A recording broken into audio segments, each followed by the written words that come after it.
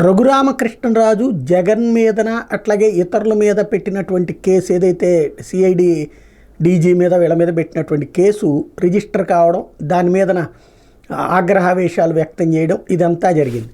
10వ తారీఖునే పోలీసులు వివరణ ఏది లీగల్ ఒపీనియన్ అడిగారు. 11వ తారీఖు రిజిస్టర్ చేశారు. ఎవరైనా 11వ తారీఖు కేసు రిజిస్టర్ చేస్తుంటే 10వ తారీఖున లీగల్ ఒపీనియన్ అడుగుతారా అంటూ వైఎస్ఆర్ కాంగ్రెస్ పార్టీ అడిగింది. అయితే అసలు లాజిక్ అక్కడే ఉంది. రఘురామకృష్ణరాజు ఆ లాజిక్ చెప్పారు, కానీ అదొక మ్యాజిక్ టెక్నిక్ ప్లే చేశారు. అది మీడియాకి అర్థమై ఉంటుంది, కావాలనే హైప్ ఇవ్వలేదు. అక్కడ 10వ తారీఖు ఆయన కంప్లైంట్ ఇచ్చిన 11న ఎఫ్ఐఆర్ కట్టమని రిక్వెస్ట్ చేసినట్టున్నారు.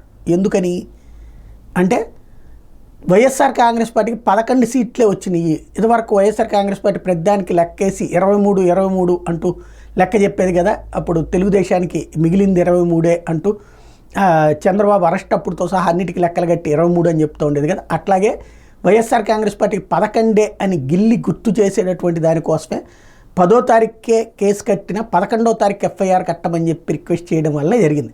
అసలు లాజిక్ అది.